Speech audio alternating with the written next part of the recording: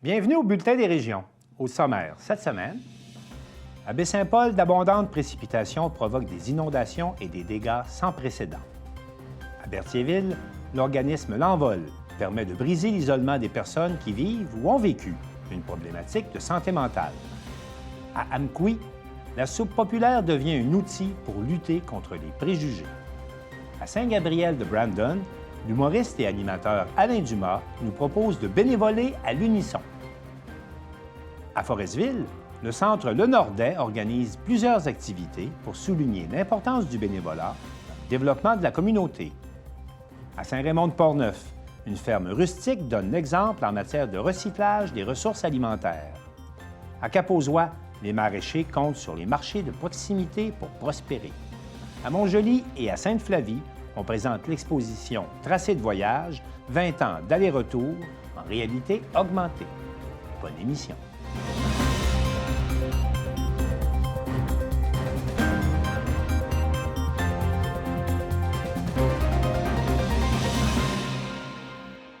La réalisation du Bulletin des régions est rendue possible grâce à la collaboration de 20 télévisions communautaires autonomes associées à Cogeco. Vous verrez donc, au cours de la prochaine heure, des reportages qui proviennent de partout au Québec. Bonne émission.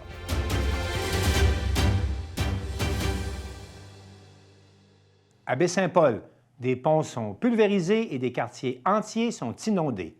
Lydia Duchesne, de TVCO, dresse le portrait de cette catastrophe naturelle.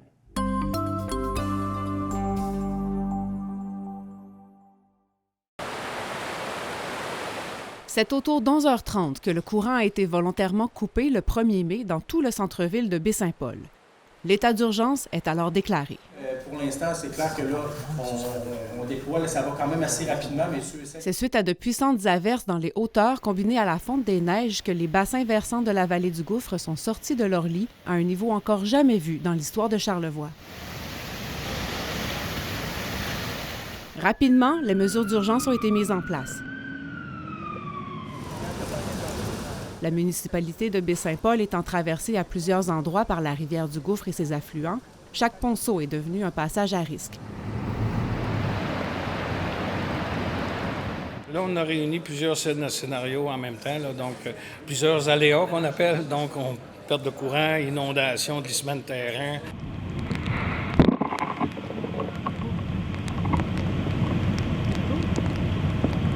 C'est sûr qu'on pratique souvent juste un ou deux aléas. Là, 3-4 aléas, bien, ça nous fait réagir encore plus.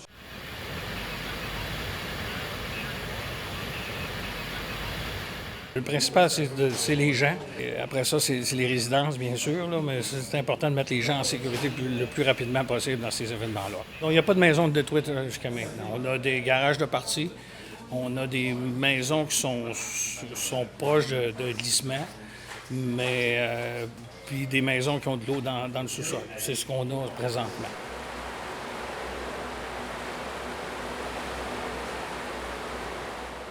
Il y a des gens qu'on ne voudra pas qu'ils retournent dans leur domicile, tant que la rivière n'aura pas baissé. Et après ça, qu'une évaluation aussi, parce que s'ils ont eu de l'eau dans le cave, dans le sous-sol, donc il faut s'assurer que ça soit bien désinfecté.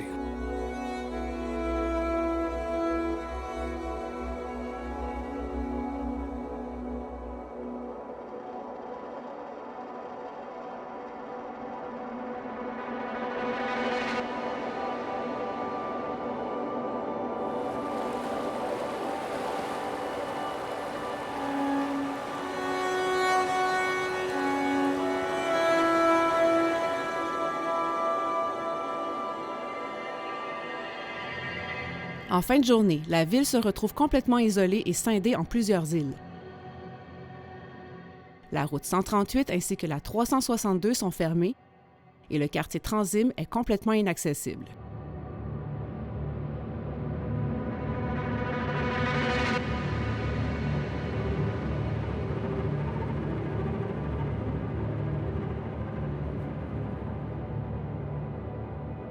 Ça travaille fort en ce moment, c'est pas encore terminé. Là. On a beaucoup de dommages au niveau de la ville. Les équipes sont sur le terrain, sont déployées, puis tout le monde est en action pour aider à l'évacuation qui a lieu en ce moment. La polyvalente Saint-Aubin ainsi que le camp Le Manoir des Éboulements sont alors transformés en centre d'accueil. On a une super belle collaboration avec la polyvalente. Le personnel en place est impliqué. Les procédures d'urgence, tout va bien. On a de la nourriture, on a des lits qui sont prévus, puis on se prépare pour passer la nuit. Le personnel de la Croix-Rouge n'est pas encore arrivé, mais va être déployé aujourd'hui. Donc, va nous amener du matériel, des rations supplémentaires aussi, parce qu'on n'a pas encore de détails sur la durée là, où on va avoir les gens qui n'auront pas accès encore à leur logis. Donc, nous, on est prêts à rester plusieurs jours s'il le faut. Là, on va avoir les vivres pour tout le monde. En ce mardi 2 mai, l'eau s'est retirée de certains secteurs et l'heure est au constat des dégâts.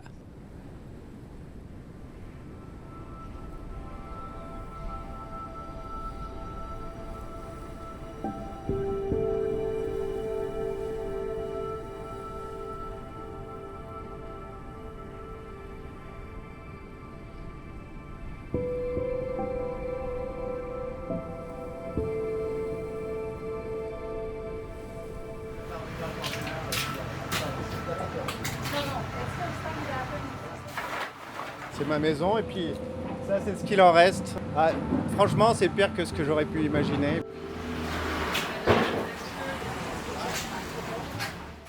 La digue a lâché, ouais, en fait. On voit qu'ils sont en train de ramasser ça. Là. Jusqu'à la fenêtre, ça rentrait par le sous-sol? Oui, à peu près jusqu'à là. Donc là c'est un demi-sous-sol et puis à peu près, je te dirais, 5-6 pieds. 5-6 pieds à l'intérieur. Ouais, facile.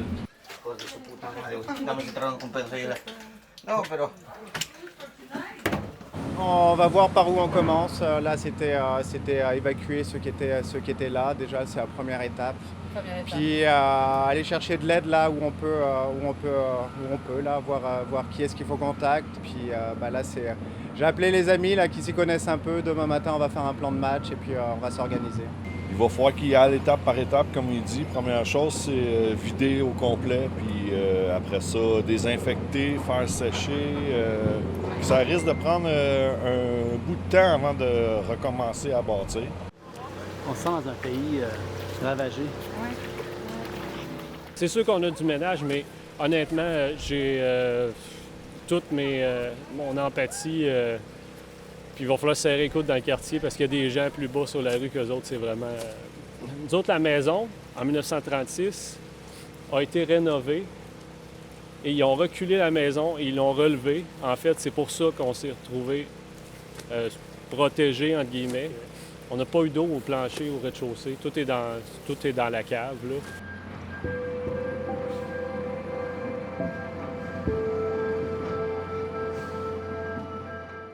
Ça a cédé. Ça a été vite.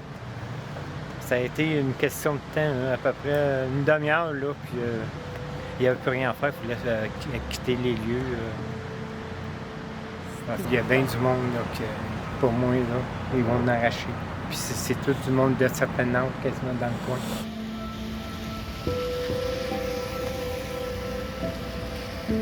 Les services de sécurité publique poursuivent leurs efforts pour permettre l'accès aux maisons ravagées afin d'entamer les travaux le plus rapidement possible. Il y a des travaux qui ont continué cette nuit. Puis là, aujourd'hui, l'eau s'est retirée progressivement des rues. Fait que là, c'est accompagner les gens dans leur résidence, s'assurer que la structure du bâtiment n'est pas dangereuse, voir s'ils peuvent réintégrer. C'est sûr qu'il y a des secteurs qui sont encore complètement fermés, là, sur Saint-Joseph, la rue des Cèdres. Tout ça, il y a des terrains qui ont vraiment été creusés, encore remplis d'eau. Quand c'est pas possible de réintégrer tout de suite, là, ils peuvent ramasser des effets personnels. Après ça, ils s'inscrivent sur une liste. La Ville met à disposition là, des pompes pour vider les sous-sols. Hydro-Québec passe pour vérifier tous les compteurs, les panneaux, l'électricité pour pouvoir rebrancher. Mais c'est vraiment là, au cas par cas.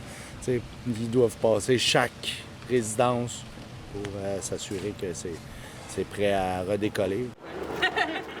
Plusieurs citoyens offrent gîtes et couverts sur les réseaux sociaux. Les propriétaires de maisons secondaires vacantes ainsi que plusieurs hébergements touristiques offrent leur aide gratuitement.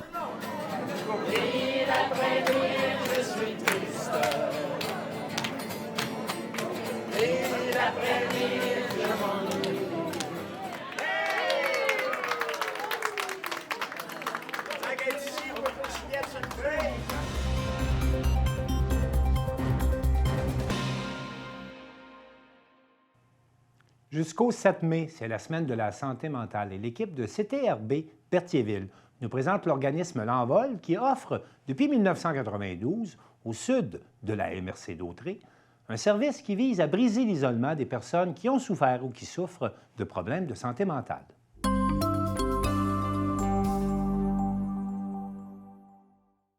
Mon nom est Carole Belleroche, je suis coordonnatrice de L'Envol, qui est un groupe d'entraide en santé mentale dans le sud de la MRC d'Autrey. Dans le cadre de la semaine de la santé mentale, on trouvait important de pouvoir mettre en lumière notre organisme, qui est un groupe d'entraide en santé mentale, parce que c'est souvent des organismes qui sont un peu méconnus. On ne se vante pas toujours d'avoir besoin de leurs services, donc c'est une façon d'être mieux connu puis permettre aux gens de nous découvrir. Bien, la mission de l'organisme L'Envol, c'est de briser l'isolement des personnes qui vivent ou ont vécu une problématique de santé mentale. Donc, c'est avant tout un endroit pour se rencontrer. C'est aussi un lieu où ils peuvent retrouver du pouvoir sur leur vie en participant à la vie démocratique de l'organisme, donc un but de transformation sociale en même temps. L'Envol existe depuis 1992. Ça a été fondé à l'époque par une organisatrice communautaire du CLSC. Et puis, au départ, c'était des membres qui vivaient une problématique de santé mentale, qui voulaient des services autres que ce qui s'offrait dans les hôpitaux. Donc, c'est là où un conseil d'administration de membres s'est créé, en même temps que beaucoup d'autres groupes d'entraide dans d'autres MRC. Donc, on a tous à peu près 30 ans. Bonjour, je suis Sylvie Rochelot et ça fait 1 an que je viens à L'Envol. Depuis l'âge de 17 ans, ça m'a fait lâcher l'école. Crise de panique, crise d'angoisse, peur de sortir. J'avais peur de tout. Là. Il n'y a plus rien qui fonctionnait. Il y a 2 ans, j'ai eu la douleur de perdre mon mari. Et là tout a brisé, si on peut dire. Je perds mon mari, je fais de l'anxiété, je fais des crises de panique, je ne suis pas capable de rester toute seule. Là, c'était l'enfer. Ma mère, un jour, elle regarde dans le bottin téléphonique, puis elle voit L'Envol. Puis elle dit, peut-être, ça pourrait t'aider. Fait que je suis venue ici la première fois, j'ai rencontré Yannick. Ça m'a fait du bien de jaser avec elle, tout. Puis elle dit, reviens, c'est sûr qu'on va t'aider. Une semaine après, j'attendais ma vie. J'étais plus capable. Là, ça faisait trop mal. Quand je suis sortie de l'hôpital, j'ai rappelé Yannick pour dire, je vais retourner vous voir. Puis Yannick n'était même pas surprise que j'attendais ma vie. Elle a dit que la souffrance était palpable. Et depuis que je viens à L'Envol, bien, ça a changé ma vie. Depuis le 1er avril, je vis seule dans un appartement. Je n'avais jamais vécu seule de ma vie. C'est merveilleux. J'ai repris goût à la vie. J'ai pas d'idée noire. Je pense pas d'en avoir non plus parce qu'avant, je n'avais pas de réseau de soutien. Je m'en suis créé un. L'Envol est devenu une famille. Ça m'apporte tellement de réconfort. Il y a des journées où je venais ici, j'avais pas le goût de venir. Puis dès que je sortais d'ici, là j'étais énergique au bout. Puis là, bien, je parlais à Annick des idées que j'avais de sortie. Puis Annick a dit, ça serait peut-être fun que tu embarques dans le comité d'administration. C'est ce que j'ai fait. Puis je m'implique. Et tant que je vais pouvoir donner du temps à L'Envol, je vais le faire. Même si ma problématique en santé mentale est stable, L'Envol est devenu une famille. Je veux me dévouer à L'Envol. Ça me fait du bien de venir. Puis je fais du bien aux autres en plus de ça. Ils me disent, tu as de l'énergie, tu nous fais du bien. Fait que c'est donnant, là. Fait que c'est une belle famille, L'Envol. Ça fait vraiment une différence. Vraiment une différence. Souvent, j'ai dit à Carole et à Annick, vous sauvez des vies puis vous ne le savez pas. Au groupe d'entraide, c'est vraiment l'entraide par le groupe. Donc, ce que ça veut dire, c'est que souvent, entre eux, ils vont avoir vécu des expériences qui peuvent servir aux autres. Donc, c'est beaucoup la plus-value de parler à des gens qui ont passé par les mêmes étapes que nous. Donc, des fois, à travers les mêmes services, prendre la même médication. Donc, c'est vraiment cette plus-value-là d'utiliser le groupe pour en apprendre plus sur la santé mentale puis pour s'entraider entre eux, faire le filet de sécurité. Bonjour, mon nom est Lynn. Je suis la présidente du CA, du comité administratif de L'Envol. Ça fait déjà 7 ans que je suis à L'Envol, puis j'adore ça. On a beaucoup d'entraide dans L'Envol. C'est surtout de l'entraide entre nous qu'on réussit à parler avec une personne qui nous comprend exactement. C'est ça qui est le principal de mes attraits que j'aime le plus. Ce qu'on nomme souvent ici, c'est que c'est un peu le reflet d'une micro-société. Ce qui se passe en groupe, c'est souvent le reflet de ce qui se passe dans notre vie personnelle. Donc, les gens sont souvent ici à mettre en place des stratégies dans leur relation avec les autres qui vont leur servir après avec leur famille, leurs voisins, leurs proches. Donc, c'est un peu une façon, avec de l'aide, de se préparer à faire les mêmes expériences, mais après avec nos proches, avec notre entourage. À notre organisme, dans le fond, les groupes d'entraide en santé mentale, l'approche qui est utilisée, c'est l'approche alternative. C'est offrir une alternative à l'hospitalisation. Donc, dans le fond, les gens peuvent plus décider qu'est-ce qu'ils ont besoin pour que leur santé mentale se stabilise sans nécessairement avoir besoin d'être hospitalisés. Donc, ça peut être de venir en individuel rencontrer l'intervenante, ça peut être de faire des activités pour sortir de la maison, briser l'isolement, ça peut être de venir une fois à l'occasion, comme ça peut être plusieurs fois semaine. Donc, c'est l'alternative un peu à l'hospitalisation. En fait, une des choses qu'on voit qui est un point positif d'avoir fréquenté un groupe d'entraide en santé mentale, on voit certains de nos membres qui, jour 1, quand ils sont venus nous rejoindre, avaient de la difficulté à aller faire leur épicerie, n'étaient pas certains de pouvoir habiter seuls. Puis maintenant, c'est des gens qu'on voit fréquenter aussi d'autres organismes, aller faire des activités à plusieurs endroits, pas nécessairement seulement dans notre groupe d'entraide. Donc, des gens qui ont retrouvé du pouvoir sur leur vie. On a aussi certains membres qui, jour 1, avaient été accompagnés d'un intervenant pour être capables de venir nous rencontrer, puis qu'aujourd'hui sont sur notre conseil d'administration, peuvent participer, engager des futurs employés en étant sur un comité de sélection, peuvent aller faire de la représentation en assistant aux assemblées générales de d'autres organismes. Donc, c'est des gens qui, aujourd'hui, font des choses pour notre organisme qu'ils n'auraient pas cru pouvoir faire là, au jour 1 de leur fréquentation. Donc, c'est vraiment des gens qui ont repris le contrôle de leur vie.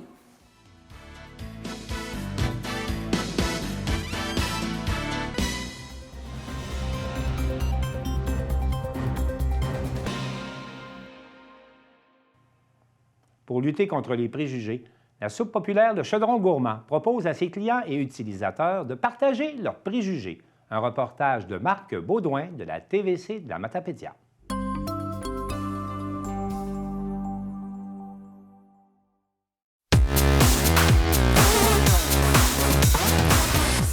La Corporation de développement communautaire Vallée de la Matapédia pose une action de sensibilisation et de lutte aux préjugés dans le cadre de la Soupe populaire.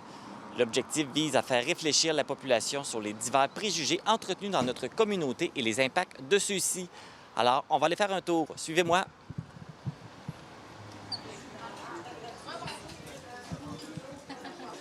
Je suis en compagnie de Sébastien Lévesque, qui est conseiller d'accompagnement à la Corporation de développement communautaire de la Vallée de la Matapédia. Bonjour Sébastien. Bonjour. Donc, vous avez organisé une activité de sensibilisation contre les préjugés ici à la Soupe populaire. Il y a une raison pour laquelle vous avez choisi l'événement de la Soupe populaire pour faire cette journée de sensibilisation. Bien, effectivement, c'est qu'il y a encore un préjugé très présent que la soupe populaire, bien, c'est juste pour les pauvres, mettons, si on utilise les vrais termes qu'on entend dans la rue. Donc, l'idée aujourd'hui était de travailler aussi à déconstruire ce préjugé-là. Donc, la soupe populaire au Chaudron Gourmand, c'est vraiment pour l'ensemble de la population, tout le monde qui veut venir partager un bon repas, jaser, briser l'isolement. Donc, c'est pas nécessairement juste là, pour les personnes là, qui ont des difficultés financières. C'est vrai qu'on a souvent ce réflexe de penser ça, mais c'est pas ça du tout. Et d'ailleurs, vous avez une petite activité que vous faites faire aux personnes qui viennent prendre un repas ici. Oui, fait qu'on fait le tour des tables puis on demande aux gens là, d'inscrire sur des petits post-it qu'on leur remet des préjugés qu'ils connaissent. Fait que ça peut être en lien là, avec les situations financières, orientation sexuelle, identité de genre, peu importe le type de préjugés. Donc, il y a encore beaucoup de préjugés qui existent sur plusieurs thématiques. Fait qu'on demande aux gens d'en inscrire qu'ils connaissent, de les coller sur un grand tableau. Puis, dans le fond, les deux comités là, qui travaillent là, sur cet enjeu-là de la lutte aux préjugés là, vont pouvoir s'inspirer des messages qui vont être collés sur le tableau pour voir sur quel préjugé on pourrait travailler au courant de la prochaine année. Oui, et puis c'est important parce qu'il y en a beaucoup. Mais c'est quoi l'impact des préjugés sur une communauté comme ici?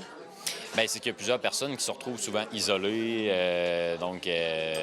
et qui peuvent se priver de certaines choses en vie, de peur d'être victime de préjugés. Donc, ça a un impact là, moral là, quand même important pour plusieurs personnes. Donc, c'est important de travailler là-dessus, là, peu importe le type de préjugés. On voit que les organisations travaillent là-dessus aussi, mais nous, en tant que citoyens, qu'est-ce qu'on peut faire justement pour lutter contre les préjugés? Bien, c'est sûr qu'une bonne chose qu'une personne peut faire, c'est d'essayer de réfléchir à quel type de préjugés elle a elle-même, d'essayer de comprendre de où il vient. Tu sais, des fois, ça peut venir juste de notre famille, parce qu'on a toujours entendu ça, tel genre de personne, c'est ça, tu sais, lui, ce chômage, c'est parce qu'il veut pas travailler. C'est pas nécessairement le cas. Fait que c'est de réfléchir de où viennent nos préjugés, puis qu'est-ce qu'on peut faire pour les déconstruire finalement, là, pour donner la chance à tout le monde de pas... de briser, c'est ça. Ces préjugés-là, c'est les billets qu'on a dans notre vie. Bien, merci Sébastien, puis félicitations pour d'avoir organisé cette journée-là pour sensibiliser justement les gens aux préjugés. Merci beaucoup.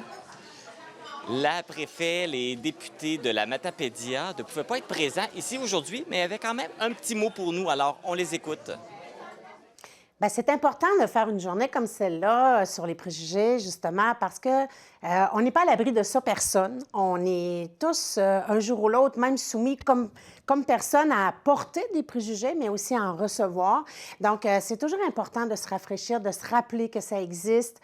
Puis, je pense qu'il faut, justement, s'assurer que tout le monde n'est pas à l'abri de ça. C'est pas une question de salaire, c'est pas une question de sexe ou d'origine ou peu importe. C'est vraiment simplement une question, des fois, de porter un jugement rapide, je pense, parce que des fois, c'est pas nécessairement voulu, ces préjugés-là ressortent. Je pense que c'est ce qu'on en fait qui est important. Donc, il ne faut pas rester je pense qu'il ne faut pas rester accroché à ces préjugés-là, puis il faut travailler pour les dissimuler. Puis, facilement, je pense que c'est l'information. Quand on connaît, on comprend mieux, puis on peut peut-être se mettre à la place des gens, ce qui nous aide justement peut-être à passer à autre chose ou à enlever ces barrières-là, à baisser ces barrières-là des préjugés. Parce que souvent, même les barrières, on s'y dresse nous-mêmes. Donc, c'est le fun de pouvoir travailler ça. Une journée, se le rappeler une fois par année, se le rappeler, puis de dire, on travaille tous ensemble, tout le monde, pour abattre ça. Mais ça va revenir, puis il faut juste pas s'y accrocher, puis de, justement, passer à autre chose. Parce que les préjugés font mal, parce que les préjugés ne rendent pas justice aux personnes, parce que les préjugés nous empêchent d'apprécier les personnes à leur juste valeur. C'est une lutte quotidienne. Il faut apprendre à connaître les autres. On s'enrichit toujours lorsqu'on fait cela. Et c'est une journée, mais ça devrait être à l'année, qu'on travaille à lutter contre les préjugés qui nous empêchent de se rassembler, qui créent des murs, qui créent des tensions inutiles. Au lieu d'entretenir des préjugés, entretenons une chaîne de bons sentiments. Disons au plus de gens possible tout le bien qu'on pense d'une personne, d'une organisation, d'une situation. Vous allez voir, ça fait toute la différence. Alors, essayons à notre échelle, chacun d'entre nous, dans la Matapédia, de dire du bien des autres, au lieu d'entretenir des préjugés qui ne servent à rien. C'est important de consacrer une journée à ça, et même plus qu'une journée, je dirais, il faudrait consacrer la semaine, un mois de sensibilisation, ou même le faire à l'année, parce que la première étape pour changer les choses, c'est d'en parler. Alors, je pense qu'on est rendu là, il faut parler des préjugés, des différents préjugés qui sont présents dans notre société pour essayer de les combattre ensemble. Il y a des compréhensions de certains sujets qui sont différents de la part de certaines personnes. On fait souvent des raccourcis intellectuels, alors de le faire en l'imageant, en invitant les gens à venir se recueillir autour d'une soupe, c'est la bonne façon parce que ça enlève le préjugé que c'est pas seulement les gens qui ont moins de sous qui vont aller dans les soupes populaires. Alors, j'invite vraiment les gens à discuter entre eux et c'est la meilleure façon de combattre les préjugés. Il n'y a pas seulement les préjugés liés à la pauvreté, évidemment, et c'est pas parce qu'on est pauvre qu'on se retrouve aller dans une banque alimentaire ou aller à une soupe populaire. Il y a plusieurs raisons derrière ça et ce sont souvent des raisons légitimes qui vont apporter de la gêne à la personne qui reçoit ces services-là. Mais il faut enlever justement ce sentiment de gêne, ce sentiment de honte et c'est en ayant une compréhension de la situation autour de nous qu'on peut réussir à briser ces barrières-là et à briser les préjugés. Alors aujourd'hui, j'invite les gens à discuter entre eux et à briser justement ces barrières. Tous les mercredis de 11h30 à 13h, venez déguster un repas chaud et socialiser au Chaudron Gourmand, au 54 rue du Pont à Amqui. Les dons amassés aideront Moisson Vallée dans leur mission de service et de distribution alimentaire.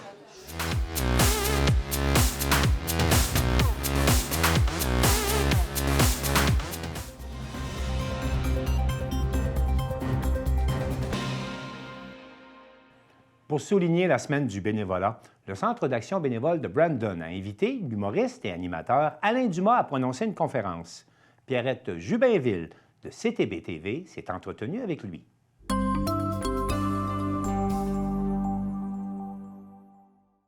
Bien, bonjour, M. Dumas. Enchanté. Je sais que vous allez bien d'après ce que vous avez parlé aujourd'hui. Merci de votre présence et d'avoir apporté de si beaux mots sur le bénévolat. Oui, bien, c'est-à-dire que ça fait partie de ma vie. Ça a toujours été ça, le bénévolat. Moi, c'est depuis que je suis petit. Et ce que j'ai voulu amener aujourd'hui dans ce discours avec autant de bénévoles qui sont présents, on est dans la semaine des bénévoles. On dit bénévoler à l'unisson, bénévolons à l'unisson. Bien, c'est-à-dire que si on veut être à l'unisson, l'importance d'être le maximum de gens qui mettent l'épaule à la roue, parce que c'est notre société qui en bénéficie, bien moi, ce que je voulais amener, c'était un peu le fait de travailler en fonction de nos familles, de nos enfants. Je suis grand-papa aujourd'hui, puis ma fille, je l'ai impliquée, j'ai voulu qu'elle fasse du bénévolat, ça a été le cas, et mon petit-fils a 2 ans, il est encore trop petit, mais je pense qu'il faut être capable de renforcer le sentiment d'empathie que les enfants peuvent avoir. Quand ils sont sensibles aux autres, c'est déjà là une porte ouverte à faire d'eux des agents de changement dans l'ordre d'améliorer les gens autour de nous, tenter de faire notre petit geste pour améliorer les choses. Puis même à 2 ans, quand on leur dit « le jouet, bien, il n'est pas juste à toi, tu peux le prêter », quand on renforce ça, on est capable de faire comprendre que faire plaisir à l'autre, bien, c'est bon aussi pour soi. C'est donc quelque chose qui commence très tôt si on veut que nos générations à venir puissent aussi bénévoler à l'unisson. Est-ce qu'il y a un élément déclencheur qui a parti votre bénévolat? Oui, mais moi, je dirais que c'est quand j'étais petit, justement, quand j'étais en 6e année, j'étais un jeune qui était, bon, très populaire avec ses amis, je faisais du sport, j'étais très actif. Et je me rappelle d'un jeune en 6e année qui avait des problèmes physiques et puis qui avait de la difficulté à marcher. Et moi, pour aller à l'école, tous les jours, je passais devant avec mes amis, on allait vite, puis on le voyait, puis à un moment donné, un petit déclic, tu fais comme... Ça n'a pas l'air facile pour lui, là. Puis j'en ai parlé avec ma mère, puis ma mère m'avait dit « Hey, mais si ça te fatigue, pourquoi tu ne vas pas marcher avec lui? » Je dis « Ah, mais mes amis vont... » Non, non. Est-ce que tu as envie d'être... Ouais, bien, tes amis, ils marcheront tout seuls s'ils veulent, mais toi, tu as envie d'aller voir ce petit garçon-là puis de lui dire « Hey, je peux marcher avec toi. » Tu vas lui donner de ton temps. Et ça, je suis en 6e année, et c'était parce que j'avais ce sentiment d'empathie-là que ma mère a favorisé ça, elle a valorisé ce geste que je pouvais poser et que j'ai posé, et qui devient, dans mon histoire, ce premier geste que je pense avoir posé en termes de donner du temps à l'autre. Ouais. Vous avez inculqué ça aussi à vos enfants. Tantôt, dans la conférence, vous avez parlé de votre fille. Ouais. Probablement que toute votre famille est impliquée, va l'être impliquée au cours des années à venir. Ouais. Oui, parce que comme j'entendais des gens qui recevaient des prix aujourd'hui parce qu'on leur disait merci pour les années que vous avez fait du bénévolat, des gens de la région ici, ça m'a touché de voir une dame recevoir son prix et dire « Ah, ben j'ai toujours été comme ça, c'était comme ça dans ma famille. » Hey! C'est petit comme phrase, mais c'est immensément riche. Ça veut dire qu'on a la capacité, comme famille québécoise, de transmettre ces valeurs-là. Et moi, je fais ça, ou je tente de le faire avec ma femme pour que mes enfants et mes petits-enfants puissent l'avoir aussi. Mais aussi, les enfants, c'est quelque chose qui nous touche. Puis comme j'ai été voir sur YouTube vos reportages, quand vous avez été très, très ému, là, que la petite fille qui est devenue... c'est quand même... Je regardais ça moi aussi, puis je me suis dit, mon Dieu, c'est émouvant. Ouais. Puis vous étiez en direct, et vous ne le saviez pas du tout. Pas du tout. Tu sais, je trouve que c'est une belle continuité. C'est un beau remerciement. Exact. La petite tape dans le dos. Exact. Des fois, on n'a pas le mot merci, mais... On comprend par le sourire, le regard, tout ça. Hein? Exact. On comprend que le geste... Parce qu'en même temps, c'est bon ce que vous dites là, parce que de recevoir un merci ou un autre, des fois, c'est pas toujours facile à témoigner, mais en même temps, notre émotion nous-mêmes par rapport au geste qu'on veut poser, des fois, elle est difficilement traduisable. Mais c'est une émotion. Quand on a envie de faire plaisir, c'est une émotion. C'est pas toujours des mots. Alors, un regard... une tape dans le dos, un pouce, comme les enfants vont le faire souvent, ça veut dire qu'ils apprécient et que ça leur fait du bien, l'aide qu'on apporte. Et quand vous avez terminé le Téléthon, est-ce que pour vous, dans votre tête, c'est mission accomplie? Ouais. Oui, hein? Ouais, ben, c'est-à-dire, oui, c'est mission accomplie, puis en quelque part, elle n'est jamais terminée. C'est ça. C'est-à-dire que, oui, le Téléthon est terminé, mais déjà, quand le Téléthon, il n'est même pas terminé, qu'on a déjà des choses de faites. En fait, ce que je dirais, c'est que c'est un continuum. Il est toujours là. C'est pour ça que je trouve important de penser à l'après. Quand je ne serai plus là, après, quand on ne sera plus là, nous, les bénévoles, il faut tout de suite commencer à penser à l'après, parce qu'il n'y a pas de début, il n'y a pas de fin. Il y a un continuum de bonté et d'échange. Tu sais, ouais. Je suis certaine que vous avez déjà fait votre marque. Puis votre petit sens d'humour aussi doit apporter une touche pour les parents là, qui sont en arrière, là, qui attendent. Là. Ouais. Je suppose... Parce... Non, c'est certain. C'est certain. C'est certain parce que l'humour... C'est ça qui est le plus important, je pense, dans l'humour, c'est d'être capable... En fait, qui disait que c'est une forme, c'est une grande intelligence, l'humour, en quelque part, parce que c'est d'être capable de passer un message qui, des fois, ne trouve pas d'autres mots que par le sourire. T'sais, ça, c'est... Ouais, là, c'est votre 32e année. Oui, 32e. Ouais. C'est fait beaucoup de télétons. Et, oui. Et de, comme vous dites, vous visitez aussi les personnes âgées. J'ai vu sur YouTube que vous êtes à les conférences, tout ça. Exact. Dans le fond, votre nom est déjà connu. Vous êtes déjà associé. Le mot bénévolat prend tout son sens. Ah oui, c'est certain. Puis je veux dire, ça colle à ce que je suis. Puis si vous saviez la quantité de demandes que j'ai, je peux pas toutes les prendre. Puis en même temps, c'est pour ça que je disais aux bénévoles aussi aujourd'hui, c'est important qu'on dit faire du bénévolat. Tu sais, quelqu'un dit « Hey, je suis bien ». C'est un peu vide dire faire du bénévolat. Ce qui compte, c'est quoi ton bénévolat? Quelle est ta cause? Parce que moi, je sais bien que c'est important d'être accroché. Je ne peux pas embrasser toutes les causes. J'ai quelques causes, mais à un moment donné, implique-toi au maximum dans chacune parce que ça doit résonner ce que tu fais. Et si tu t'éparpilles dans tout, je trouve ça moins riche parce que je le fais pour moi aussi. Ça prend beaucoup d'énergie, mais ça prend de l'énergie. Mais vous savez, il y a plusieurs années, il disait, moi, je me suis impliquée auprès des bénévoles à l'hôpital. Ouais. Il disait, bénévoler, ça donne des ailes. Exact. Ça a été déjà un logo, ça. Oui. Et, je me souviens très bien de celle même qui a lancé Je me rappelle d'avoir jasé avec la fille qui a lancé ça, ce concept-là. Et puis, elle se demandait... Et c'est très beau comme idée, parce qu'effectivement... Ça donne des ailes, puis il faut être capable de les prendre, les ailes, et de s'envoler un peu avec ça. Parce que si on reste écrasé et attiré tout le temps, là, c'est exigeant. Tu sais, ouais. Vous avez des ailes encore pour plusieurs années. Je vous le souhaite. Merci. Bien, merci beaucoup, M. Dumas, pour cette belle entrevue. C'est gentil, merci à vous.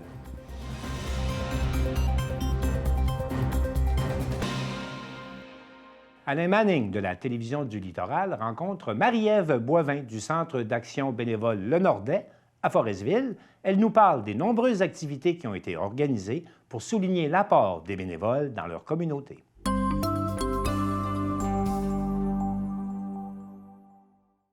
C'est la semaine d'action bénévole est passée maintenant, mais il y a eu des activités qui ont été organisées par le Centre Le Nordais. Peux-tu m'en parler un peu? Qu'est-ce que ça a donné? Oui, effectivement, la semaine passée, c'était la semaine d'action bénévole qui était soulignée à la grandeur du Québec.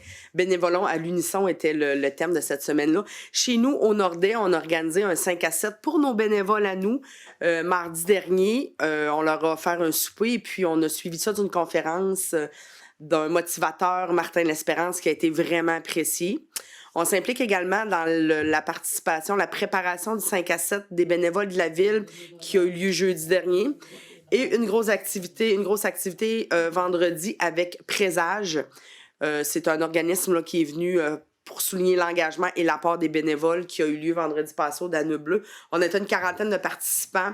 En après-midi, on a eu une activité festive en collaboration avec Linda Isabelle. On a réalisé 3 toiles, des toiles collectives qui vont dans le sens du bénévolat. Vraiment, vraiment intéressant et agréable. Mais il n'y a pas juste ça, la semaine du bénévole. Il y a aussi le Nordais, lui, dans l'année, il fait beaucoup d'activités, il s'occupe de beaucoup de choses. Peux-tu m'en parler un peu? Oui, c'est sûr qu'avec le Centre d'action bénévole Le Nordais, on a différentes interventions, services exactement. On a des centres de jour pour personnes âgées, pour personnes ayant des problématiques en santé mentale. On offre les services de maintien à domicile, je pense à la popote roulante qui est offerte 4 jours semaine.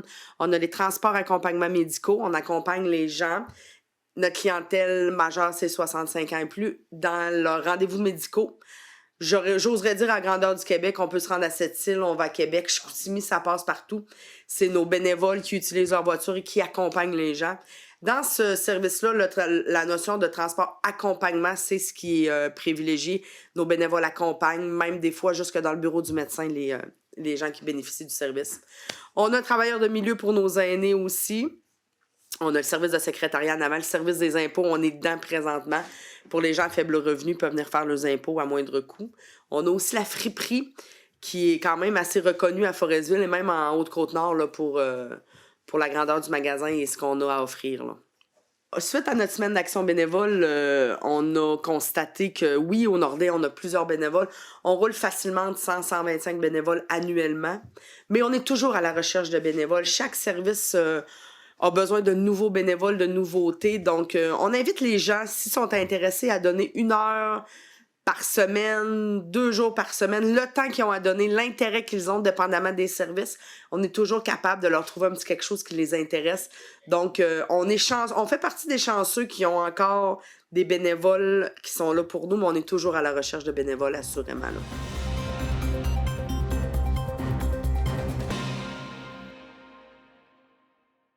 Le Fief Gaulois est une ferme rustique qui soutient l'élevage d'une grande variété d'espèces animales pour favoriser l'autonomie alimentaire. Danick Julien de CJSR a rencontré un couple d'éleveurs-cultivateurs hors de l'ordinaire.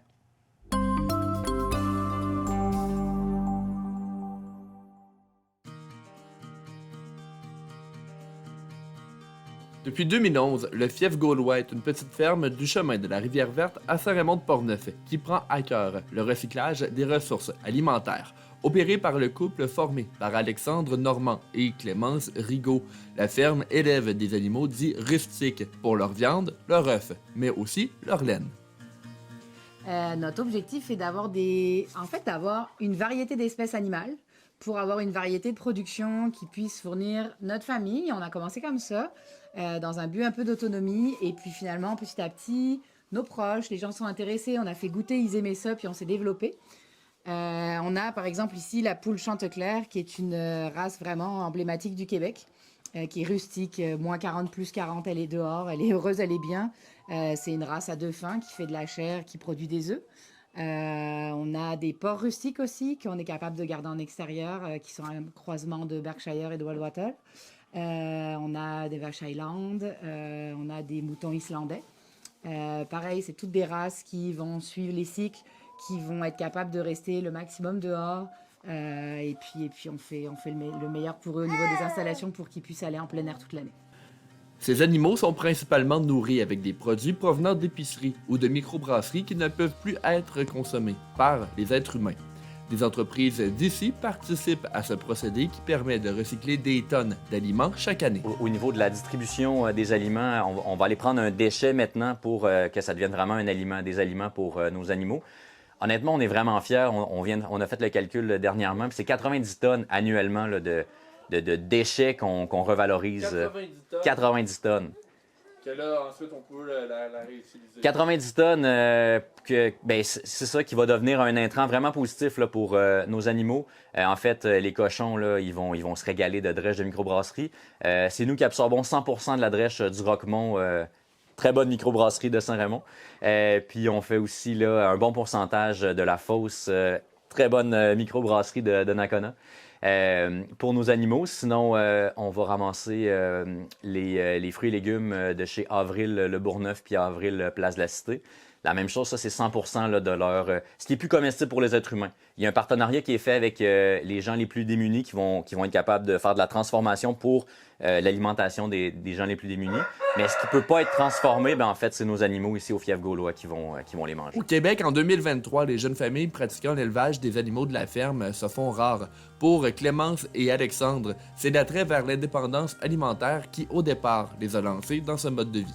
Je pense avec, il y a beaucoup le volet résilience. On est vraiment des fans d'autonomie, en fait. On aime beaucoup produire ce que l'on fait dans plusieurs domaines, mais là, si on s'attarde vraiment à l'alimentaire, veut pas, la meilleure façon de garder de la viande, c'est des animaux vivants dans le champ, là. Donc, on est, de par notre mode de vie qui est très chronophage, puis qui est quand même... Peut-être que pour répondre à ta question, pourquoi est-ce que ça se passe, c'est que c'est beaucoup d'efforts.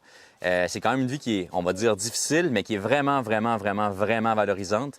Donc moi, à mon aspect, moi que je vais développer, je te laisse parler après Clémence, je dirais que c'est vraiment le côté résilience alimentaire, d'avoir toujours notre garde-manger est plein. On a des super bonnes pièces de viande, on peut aller les sélectionner. J'ai pas vraiment besoin d'aller à l'épicerie ou aller à telle boucherie. Je m'en vais au sol puis on se dit, hey, ce soir, est-ce qu'on se mange des gros T-bones épais comme ça?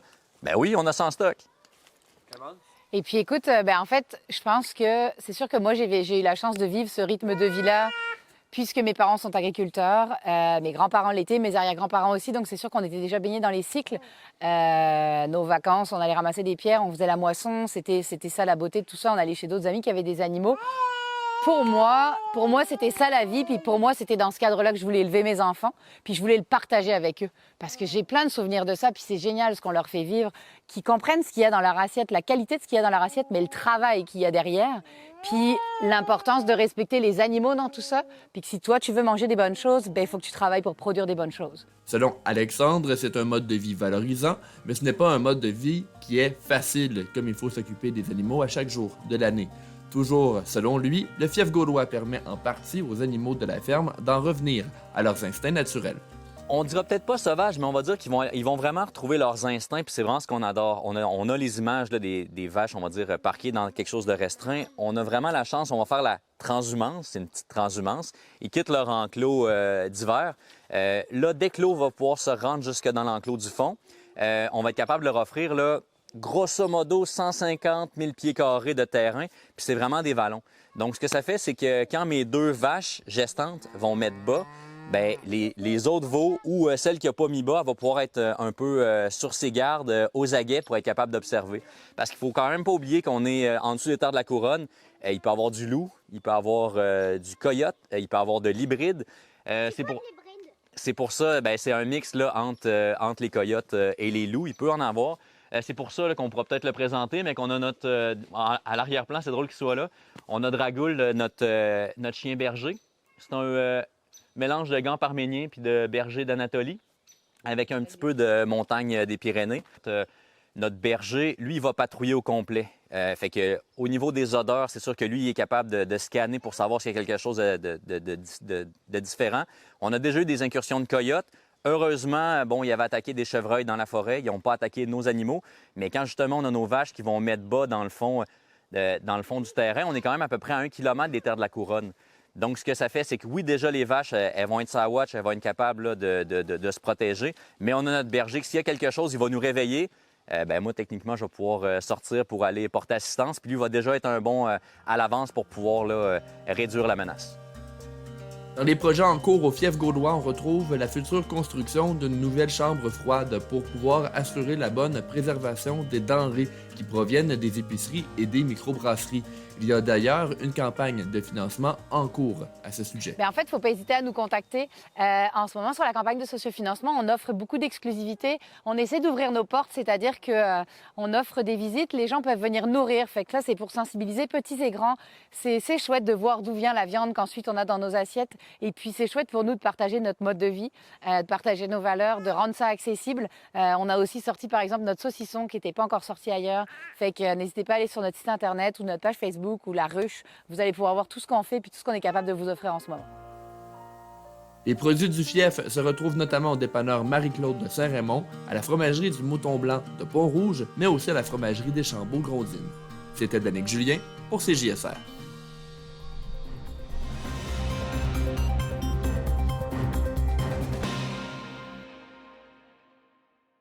Dans Charlevoix comme partout ailleurs au Québec, les maraîchers doivent compter sur leur clientèle locale pour rentabiliser leurs opérations. Lydia Duchesne de TVCO s'est rendue à Cap-aux-Oies rencontrer des producteurs.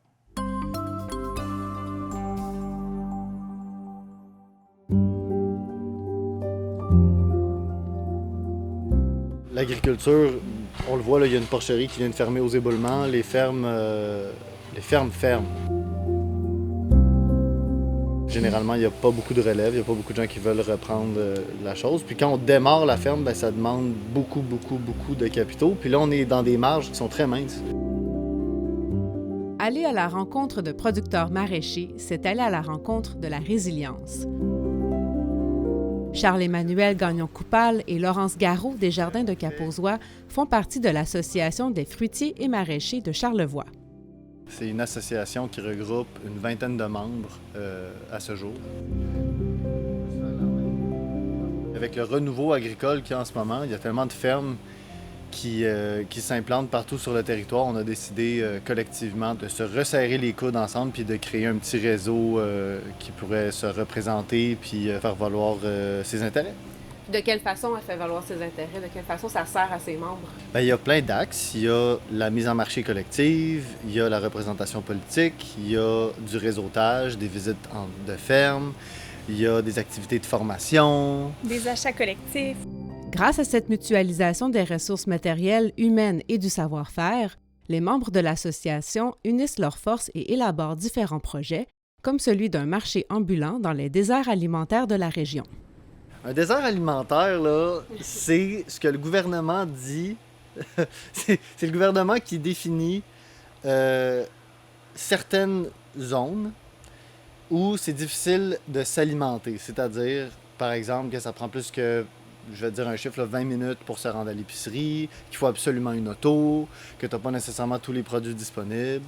Puis ben, dans Charlevoix, à cause qu'il y a beaucoup de distance entre les municipalités puis qu'il n'y a pas des GA dans chaque village, ben, il y a plusieurs villages qui sont nommés comme déserts alimentaires.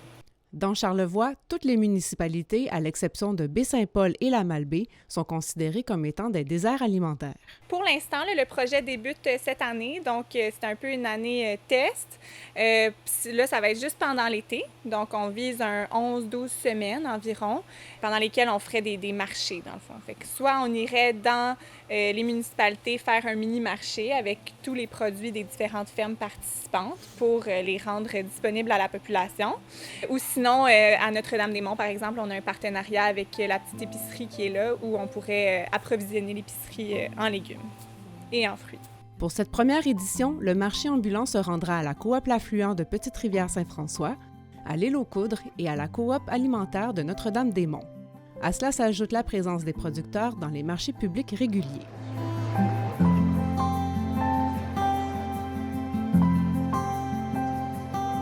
C'est l'activité sociale de choix, premièrement, puis c'est notre manière de rencontrer les citoyens et citoyennes de Charlevoix. C'est le meilleur canal pour s'alimenter localement de saison avec des produits ultra frais.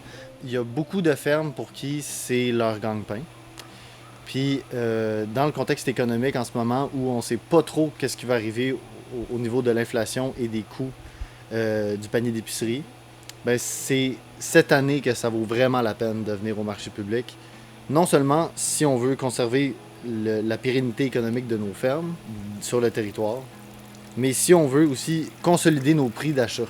Parce que à travers la saison, si les coûts continuent à monter, bien, la bouffe ne va pas arrêter de monter. Sauf que toutes les fermes dans la région, ben là, on a tout acheté notre stock pour produire. Fait qu'on est capable de fixer nos prix. C'est la même chose avec les paniers bio. C'est une manière de fixer son prix d'épicerie au niveau des fruits et légumes de saison.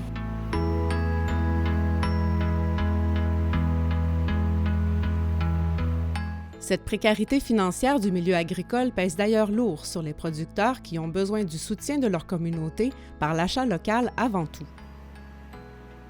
On ne peut cesser de parler de la santé mentale des agriculteurs, agricultrices. Je pense que c'est un métier qui est extrêmement demandant en termes d'énergie, comme plein d'autres, mais c'est une énergie qui est vraiment saisonnière. Puis on est sur nos fermes à tous les jours pendant des journées de 10-12 heures, donc ça fait que c'est difficile de prendre du recul un peu. Donc en pleine saison, je dirais que ça peut être stressant, puis ça peut être difficile d'avoir une vision d'ensemble puis stratégique sur nos entreprises.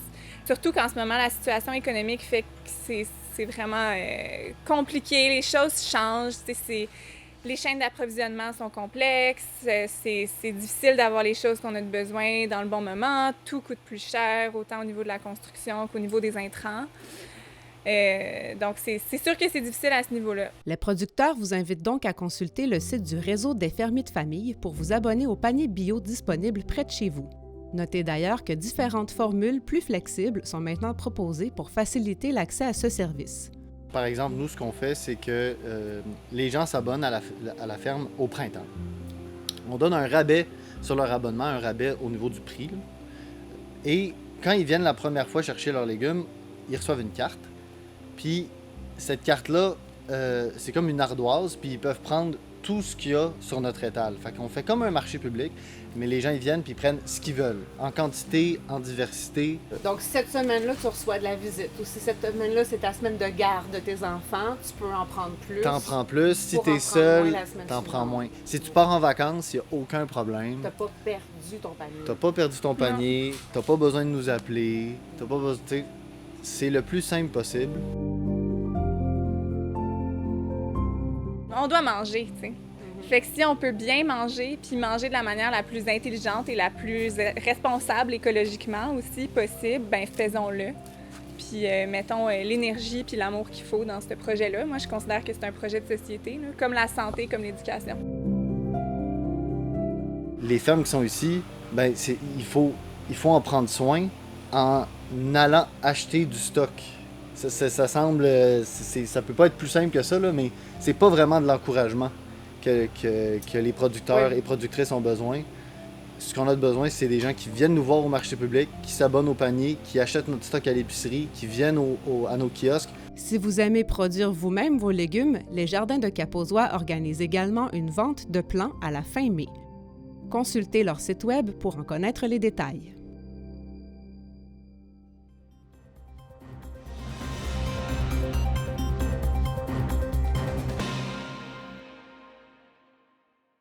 Marc Després de TV Métis est au Château Landry à Montjoly où est présentée une exposition en réalité augmentée intitulée « Tracé de voyage, 20 ans d'aller-retour ».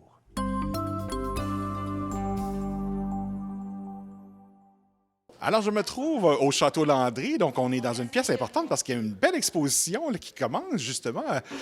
De quoi s'agit-elle? C'est Tracé de voyage, c'est 20 ans de voyage en 20 œuvres de réalité augmentée. C'est vraiment une façon de faire un tour du monde à travers des animations, des sons, des anecdotes. Donc, on invite vraiment tous les gens à venir au Château Landry jusqu'au mois de juin. Une exposition qui est gratuite, donc un tour du monde gratuit, c'est quand même une belle invitation. Et à ce moment-là aussi, avec cette nouvelle technologie, c'est une nouvelle technologie avec laquelle vous travaillez aussi. Exactement. La réalité augmentée, c'est donc les gens peuvent venir avec n'importe quel appareil mobile, que ce soit un téléphone, une tablette. Ici, on télécharge une application qui est complètement gratuite et avec la connexion Internet, toutes les illustrations vont prendre vie. Donc, c'est quand même assez nouveau, assez moderne comme technologie, puis ça permet une immersion dans le voyage. Donc, c'est à travers mes 20 ans de voyage, des 20 anecdotes de 20 pays que j'ai visités. Et à travers ça, il y a Marc et Miss Pixel qui ont vraiment travaillé pour transmettre ces voyages-là à travers le numérique. Quelle est la différence entre les deux, vos travails par rapport à... Bien, ce qui est intéressant, c'est qu'on est parti d'un livre, d'illustration d'un livre, dans lequel on a ajouté la réalité augmentée. Puis après ça, on a dit, on va transformer ça en exposition.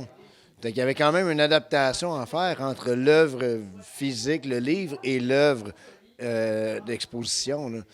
Donc, à partir de là, on a travaillé vraiment le concept d'animation, d'exposition et de réalité augmentée là-dedans. Ouais. Je pense que c'est la première fois que vous avez travaillé ensemble. On a déjà travaillé ensemble, on se connaît depuis longtemps, mais c'est la première fois qu'on travaille avec cette technologie-là. Puis en fait, c'est tellement nouveau qu'on n'avait pas de modèle à suivre. Il fallait procéder beaucoup par essai-erreur, beaucoup d'erreurs, mais beaucoup d'essais. Puis on a comme appris un peu sur le tas. Puis Marc, c'est un artiste multidisciplinaire qui est vraiment à l'aise avec les technologies, donc il a trouvé des manières vraiment créatives d'utiliser cette technologie-là. Et à ce moment-là, vous avez travaillé sur ce projet-là, entre autres en résidence ici de création. Absolument. Ça a été un moment magique, d'ailleurs, de rencontrer, d'être avec Hugo et Orbi, qui étaient là pour créer les illustrations d'un autre livre. Là. Et puis, parce que c'était un autre livre, là, que dans le fond, c'était pas celle-là en tant que telle, mais ça revenait un peu au même parce qu'on pouvait faire le lien entre les deux, le passage entre notre expérience qu'on a gagnée dans cette exposition-là, Tracé de voyage, et les projets à venir. Et ça a sûrement amené quelques petites difficultés là, de travailler de cette façon. Bien, des difficultés, oui, des erreurs, des apprentissages, puis aussi de découvrir comment on peut transposer ça pour que ça soit vivant chez les gens. Les gens qui connaissent pas nécessairement cette technologie-là, ils se demandent c'est quoi? C'est-tu avec des lunettes de réalité virtuelle? Non, c'est juste avec votre appareil. Mais ça vaut la peine de l'essayer. C'est une expérience qui est nouvelle, puis vu que c'est accessible à tous, que c'est gratuit, bien, ça vaut la peine de venir. Et en plus de cela, ben, c'est pour une bonne cause, parce que chacune des pièces qui est présentée sur les murs, là, les gens peuvent se les approprier. Absolument, puis tous les revenus vont aller au CLAC. Donc, c'est quand même très précieux qu'on puisse permettre cette possibilité-là, d'aider un peu à la belle cause du CLAC, qui est un organisme exceptionnel, qui fait un travail exceptionnel auprès de la communauté pour inviter des artistes de partout dans la province. Donc, si on peut leur donner un petit coup de main, bien, tant mieux. Parce que ces œuvres-là ont tourné, on se sont promenés dans plusieurs centres d'exposition à travers la province. Puis là, bien, c'est leur fin de parcours ici. Et nul autre qu'au Château Landry. Quelle belle fin de vie, me semble, hein? Pour une œuvre d'art. Ce qu'il faut dire aussi, c'est que les œuvres, c'est un encan silencieux, mais ils partent à seulement 30 $. Donc, c'est vraiment accessible. Puis ça offre aux gens la possibilité d'avoir dans leur maison, dans leur salon, une œuvre en réalité augmentée. Ils vont devenir populaires avec leurs amis. De dire, hey, regardez, j'ai de la réalité augmentée dans ma maison. Pour 30 $, ça vaut la peine. Et là, oui. Ouais, puis ce qui est intéressant, c'est si on revient dans le parcours créatif de ces œuvres-là. Miss Pixel, Isabelle Gagné, elle a travaillé vraiment sur l'aspect visuel. Mais notre interprétation, son interprétation personnelle de l'histoire d'Hugo. Puis ça a été la même chose pour moi comme au niveau sonore. On est reparti des histoires, du contenu, puis on a voulu amener ça encore plus loin. Comme si l'œuvre visuelle se transformait en un rêve vivant. Des extraits, des parcelles de voyage, des instants magiques qu'on retrouve dans l'histoire d'Hugo, dans les histoires d'Hugo. Fait que c'est vraiment ça que les gens vont vivre quand ils vont venir ici, non seulement de vivre le livre en un fragment. Là. Et en plus, avec l'édition de la Crue des mots de cette année, ben, je pense qu'on a même peut-être trouvé le prochain sujet d'une exposition, donc les aurores boréales. Ah, j'aimerais ça, faire les aurores boréales. Quand j'ai vu dans le ciel de Montjoly, ça m'a inspiré, puis sûrement, je vais faire un projet là-dessus, c'était merveilleux. Surtout avec une réalité augmentée, ça sera encore meilleur. Ah oui, tout à fait. Moi, j'intitulerais son livre Le top de char et les aurores boréales. On a déjà trouvé le titre.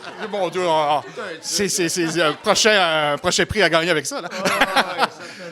Et bon, vous n'en êtes pas tous les deux à votre première expérience avec la Crue des mots ou avec le CLAC. Donc, est-ce que vous croyez que le CLAC là, est vraiment une instance? Bon, vous les aidez par la vente de chacune des pièces, mais c'est important de supporter un organisme comme ça. Tout à fait. Puis la Crue des mots, c'est un festival unique au monde dans le sens qu'il y a une proximité entre les artistes entre eux, avec le public, avec les politiciens, avec les partenaires, avec les acteurs culturels. Puis c'est vraiment comme une grande famille. Donc, c'est vraiment intéressant de participer à cet événement-là parce qu'on est proche des gens, on est proche des artistes, on a des échanges, c'est très, très familial, c'est super chaleureux. C'est vraiment un bel événement. Ouais, puis c'est tout à l'honneur des organisatrices qui amènent cette énergie-là, qui nous font sentir comme chez nous. On rentre ici au Château Landry, on va dans les écoles, puis on est accueillis d'une façon spectaculaire, spéciale. Puis ça fait que c'est un événement qu'on veut toujours revenir, là. La Crue des mots, là, faut que ça reste un beau secret gardé parce que sinon tous les artistes du Québec vont cogner à la porte. Là. Et en plus, c'est un anniversaire cette année, un 40e depuis le début de la création du CLAC et du Salon du Livre ici. Donc, ça démontre... C'est une année spéciale, puis ça montre que ça vaut la peine de continuer, que les gens, les acteurs, puis tout ça, ils voient l'importance de ce festival-là. Donc, on invite fortement là, les gens qui ont été intrigués là, présentement à la maison de vraiment venir faire le tour parce que, c'est gratuit, effectivement, puis c'est à partir de maintenant. À partir de maintenant jusqu'au mois de juin, arrivez, passez devant le Château Landry, rentrez, on vous accueille comme si on était chez nous. En fait, toi, t'es comme chez vous parce que tu vis ici. Chez nous, là, mais c'est temporaire. Pas jusqu'au mois de juin, malheureusement. Bien, félicitations pour votre beau travail et puis on invite les gens à venir ici au château. Merci. Bien, merci énormément, merci.